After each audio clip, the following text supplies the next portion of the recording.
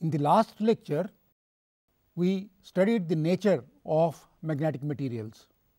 We found that based on the atomic structure of the material, the magnetic material can be of any of the three types: diamagnetic material, which gets magnetized in the direction opposite to the applied field; paramagnetic material, which gets magnetized in the direction parallel to the field, but weakly; and ferromagnetic materials, which get magnetized in the direction of the magnetic field, but very strongly. The behavior of ferromagnetic material has been explained on the basis of the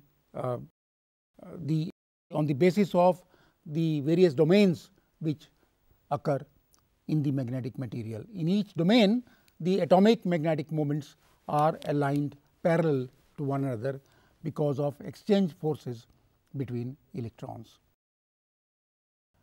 In this lecture, we are going to study the Faraday's law of induction and Lenz's law. You see, we have seen that static charges produce electric fields. We have also seen that when we apply a potential difference across a conductor, then a current flows, that is, the charges start moving, and these moving charges or currents produce magnetic fields. So, the question arises whether magnetic fields can also produce currents. This question occurred to the famous scientist Faraday. He performed several experiments and showed that changing magnetic fields do indeed produce currents. Changing magnetic fields, not static magnetic fields. The intimate relationship between electric and magnetic fields was studied by Maxwell. We shall study Maxwell's equations in the next few lectures. And the solution to Maxwell's equations showed that the light waves actually electromagnetic waves which move with the speed of light. So, what were these experiments which Faraday performed? Simple. We have a loop of a conducting wire attached to a galvanometer, and we have a bar magnet. When we bring the bar magnet near the loop, when we move the bar magnet towards the loop, there is a kick in the galvanometer showing that a current has been established in the loop. When we withdraw the bar magnet, again there is a kick in the galvanometer, but in the opposite direction now, showing that when the bar magnet is going away from the loop, even then there is a current produced in the loop. So, these were the experiments done by Faraday. The important thing to notice is that if the bar magnet is there, but is at rest, and the loop is there and there is no relative motion between them, then there is no current. The current is established only when there is a relative motion between the bar magnet and the coil. That is, the bar magnet can move towards the coil or away from the coil, or coil can move towards the bar magnet or away from the bar magnet. What is important is that there must be relative motion between the two. And one can also notice, if one does this experiment, that faster we move, say, the bar magnet or the coil towards the bar magnet, larger is the current produced. Instead of bar magnet, we can have two loops. A loop is equivalent to a magnetic field. So, we can have two loops of a conducting wire which are mounted on the same core, common core. Now, if you establish current in this loop, then as soon as you establish the current, magnetic field appears. That means there is a change in the magnetic field through this coil A, and therefore, there is a kick in the galvanometer. Similarly, when this coil is moved away, again there is a kick. When there is a steady current flowing through this coil, that means magnetic field is steady, then there is no kick in this, there is no production of current in this coil. So, it is always the relative motion between the two that is important. or in this case when the current is suddenly switched on there is a kick, or when the current is suddenly switched off there is a kick, or if there is a steady current then the motion of this coil towards this coil or away from this coil, or the motion of this coil towards this coil or away from this coil will produce the current shown in the galvanometer. So, it is always the relative motion. When the two are steady, there is no current produced in the coil. So, this we have done. So, let us again, when coil B with steady current, now steady current is moved back, there is again a current in coil A. When the steady current is there and this is there, there is no induction. Only when the coil with the steady current, which is equivalent to a bar magnet, when it is moved away or towards the coil, there is a kick in the galvanometer. So, there is nothing special about the coil which is moved. It is a relative motion between the two coils or between the bar magnet and the loop that is important, and greater the relative motion, the greater the effect.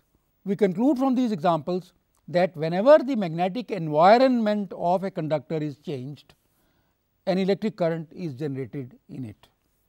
This was an important discovery by Faraday, and that is why it is known as the Faraday's law. We shall see what the law says. What do we mean by magnetic environment? We mean the field lines around the loop, or the magnetic field going through the loop or linked to the loop, that forms the magnetic environment, and if there is any change then the current is induced in the coil. When a magnet is moved with respect to the conducting loop, the number of lines of force going through the loop changes. You see, when I move this bar magnet towards the coil, then as it moves towards the coil, the number of lines of force going through the coil changes. Similarly, when I take it away from the number of lines of force change. Similarly, two coils.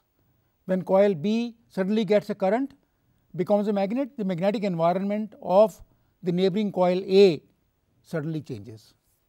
Current is induced in the coil. So, whenever there is a change in the magnetic environment of a conducting loop, there is a current. So, whenever there is a change in the magnetic environment of a conductor, an EMF is induced in it. Now, what is this EMF? EMF, or its full name electromotive force, is essentially the potential difference or voltage across an electric cell or battery when no current is drawn through it. That is, suppose this circuit, if I do not draw any current, then I take the potential difference across this cell or battery, then this would be the EMF of the cell or the battery. If the current is drawn, say current I is drawn, then some work is done in overcoming this internal resistance of the cell R. So, therefore, the potential difference across the cell is reduced by the amount I R. That is, I can write E minus I R is equal to I times R, or E equal to I R plus V, where V is the potential difference across the resistor. Now, we have seen the effect which gives rise to the induced current. Let us now find out how much, that is, we do we now go to the quantitative content of Faraday's law. For that, we need the definition of the flux. It is the same as in the case of electric flux. We have a, let us say, surface, and the surface is in this case inclined. The normal to the surface, normal to the first surface is inclined to the magnetic field. Then the flux, as in the case of electric field, the flux through this surface is integral of B dot dA, and if B is constant, I can take B out of the integral and the flux becomes B dot A. Remember that A, the area of this surface, is a vector. Its magnitude is equal to the area of the surface and its direction is along the normal to the surface. So, it becomes B dot A, which we can write as B A cos theta. And if this surface is that of a coil which has n turns, then the flux is equal to n times B A cos theta. For each turn, the flux is B A cos theta. For n turns, the flux is n B A cos theta. If the surface is normal, then theta is of obviously 0 and phi is equal to simply B A. And now Faraday's law of induction states that the induced EMF epsilon is equal to minus d phi by dt. Minus sign I will explain in a moment, but the magnitude is d phi by dt. And if we use the expression for phi b, which is equal to n B A cos theta, we can get any of these relations. In this relation, minus n B cos theta d A by dt, it is A that is changing, that is the area which is normal to the magnetic field that is changing. In this n B A sin theta d theta by dt, it is the angle that is changing, the area remains constant. So, area can change if, for example, the coil is shrinking, but if the coil is not shrinking, then dA by dt is 0, but if the coil is rotating, then angle theta is changing, and therefore, the induced EMF is n B A sin theta d theta by dt. And in case A and theta are constant, but the field itself is changing, then it is minus n A cos theta d B by dt. You see here there is a plus sign because the derivative of cos theta is minus sin theta, therefore, it is n B A sin theta d theta by dt. And depending on the situation, we can use any one of these relations.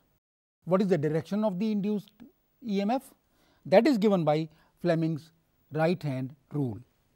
I have shown you the Fleming's right hand rule. You take your right hand, extend the thumb, the index finger and the middle finger, so that they are all mutually perpendicular.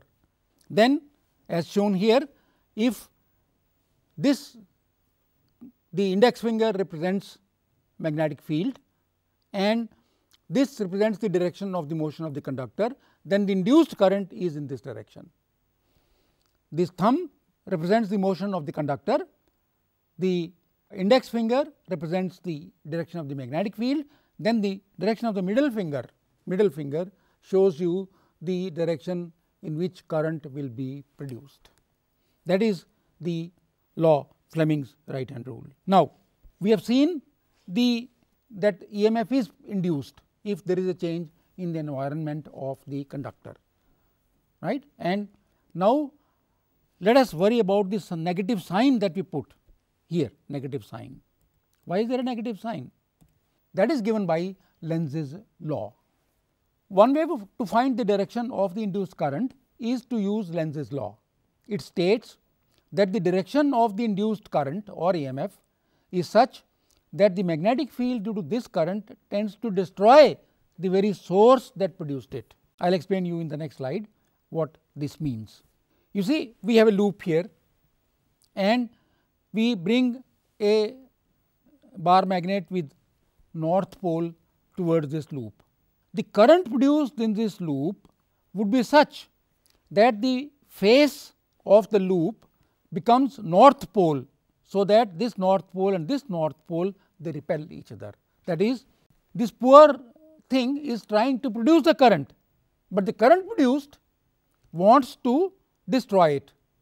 So, the current produced in the coil is in such a direction that the face of the coil facing this is north pole also, so that there is a repulsion. It tends to destroy the motion of this magnet which produces the current in the coil.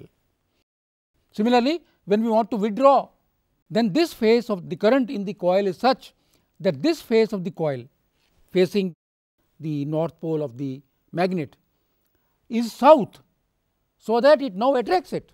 There is attraction between the two. So, it is always the opposite. You see, if this is moving, then this motion tends to be destroyed, so that it does not move in this direction. If it is moving in this direction, then the force between the magnetic field produced by the induced current is such that, or the magnetic field produced by the current is such that it attracts the magnet back. So, it is always in the opposite direction. The magnetic moving this way, the current sends it back. Magnetic moving this way, the current, induced current, tends to pull it. So, it is always in the opposite direction, that is why this negative sign is there. And you see, this is actually nothing but the law of conservation of energy. Lenz's law is nothing but the conservation of energy. You see, if you can take this simple example, suppose the magnetic field or the magnet moving towards this gives rise to current. So, as we keep on moving, current can keep on being produced out of nothing, right. So, this obviously cannot happen. Now, this current is such that it tends to oppose this. So, therefore, this poor magnet has to do work while going towards the coil. It is this work that results in the electric energy of the coil. So, Lenz's law is another form of the conservation of energy. Now, let us see one of the important applications of the Faraday's law of induction. Let us now apply the law of induction of Faraday to a very important device called the electric generator or a dynamo. Here we have a magnetic field pointing in this direction from north to south, and this coil is rotating in the anti-clockwise direction. So, you can now apply the right hand rule of Fleming, and you can see that when this coil moves up, the current in this direction is produced. When this arm of the coil goes down, the current in this direction is produced, and these two arms are always in contact with the same slip ring. These circular things, they are called slip rings, and there are these copper brushes outside which tap the current. So, take this situation. Now, here the current is in the outer circuit, the current is like this, that is, it goes from this to this. Half a cycle later, this CD has come here and AB has gone there, right. So, the currents now are in this direction, in the same direction, but AB and CD have changed places, and you can now see that in the outer circuit the current is in this direction. In the outer circuit, current is in this direction. It comes like this through this slip ring, green one, this goes and goes like this. So, when this is the situation, when the coil is like this A, B, C, D are like this, then the current goes through the yellow slip ring, you can see that positive direction of the current, and in the outer circuit through these brushes it goes like this. And in the next half cycle, when the coil has gone, it was like this, it becomes like this. So, this phase now has come here. So, the direction of currents now you can work out again using the right hand rule. In the outer circuit now you can see the current goes through the green slip ring and the direction is this. That is, in the two half cycles the direction of the current is reversed. In this half cycle the current goes like this, in the other half cycle the current goes like this. That is why I have put this symbol of alternating currents. In the next lecture we shall study the alternating currents. So, in accordance with Faraday's law of induction, currents are induced in the arms of the coil. The direction of the currents shown can be found by using Fleming's right hand rule. Arms AD and BC are parallel to the field, therefore, their motion does not produce any induction in them. These arms AD and BC, they are parallel to the field, and therefore, according to this law, they do not produce any induced effect. And the current induced in the coil is passed to a load in an outer circuit through the slip rings. The slip rings are always in contact with the same arm of the coil and allow the direction of the current in the outer circuit to reverse. The output becomes an alternating current like this. The current grows, becomes maximum, decreases to 0, and in the next half cycle it goes to the negative direction to the maximum magnitude and comes back to 0. So, this is the alternating current which this device, the electric generator or dynamo, produces. Now, the advantage of if we want, we can use this generator to produce DC, that is the current in the same direction, but that is not important because the AC has certain advantages. And what is the advantage of AC? That voltages can be stepped up or down with the help of transformers. So, at the power station we can step up the voltages, transmit, and at the place of the consumer we can bring the voltage down and supply to homes and offices and factories. So, that is the advantage of AC. DC cannot be dealt in this way. Now, let us see if you use this. Anyway, you can work with this figure also. This epsilon, the induced EMF, is given by NBA sin theta d theta. You remember somewhere we derived that expression NBA sin theta d theta. So, d theta by dt is constant, and this it is sin theta that is going to change this cyclically, right. So, therefore, the EMF has the shape of a sine curve. It is cyclic because of sin theta, and when theta is 0, when is it 0? When the coil is like this and magnetic field is like this. So, that the normal to the coil is parallel to the field, theta is 0, there is no induced EMF. When it is like this, then theta is perpendicular to the magnetic field, angle is 90 degrees, and we have the maximum induced EMF. So, in one half cycle it goes like this is actually for DC, in the other half cycle it goes like this. So, we have this kind of shape for the current that is produced or the EMF that is produced in the generator, in the AC generator. So, this I have explained because when theta is 0, the induced EMF is 0, when theta is 90, induced EMF is the maximum. And what is the maximum value? Maximum value is simply NBA. Now, the advantage again of this kind of generator is that we can have several coils. In particular, we can have 3 coils arranged at an angle of 120 degrees from each other, as I have shown here, and they of course are independent, and we have a rotating magnetic field. You see, let me explain this. You see, instead of a steady magnetic field, we can have a rotating magnetic field and the coil steady. You know, it is the relative motion that matters. So, if the coil is steady, magnetic field can move. If the magnetic field is steady, then the coil can move. So, anything can be done, the coil can be moved or the magnetic field can be moved. So, here we have magnetic field which will be moving, rotating, and these 3 coils are independent and they produce independent EMFs. This is called 3-phase generator. Each phase is at an angle of 120 degrees from the other. And what is the advantage of this?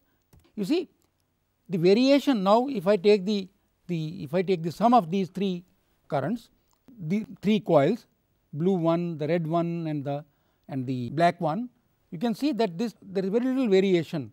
It goes like this, right? There is very little variation. So, if I have a large number of coils, say instead of 3 I have 6 or even 12, then what happens? Then you have a large number of such curves, and if you take the sum of these, then you will see that we have almost a steady current, steady. And the straight line, this green one, is common to all the 3. That is why, and these are called 3 phases. You must be familiar with 3-phase generator. So, a 3-phase generator is nothing but 3 coils, either coils rotating or it is more convenient the magnetic field is rotating and the coils are in this magnetic field and they produce currents. Whichever way you think of it, you can produce AC alternating currents by this generator. In the next lecture, we take up this alternating currents and see how they are different from the direct currents and how they are more important than the direct currents.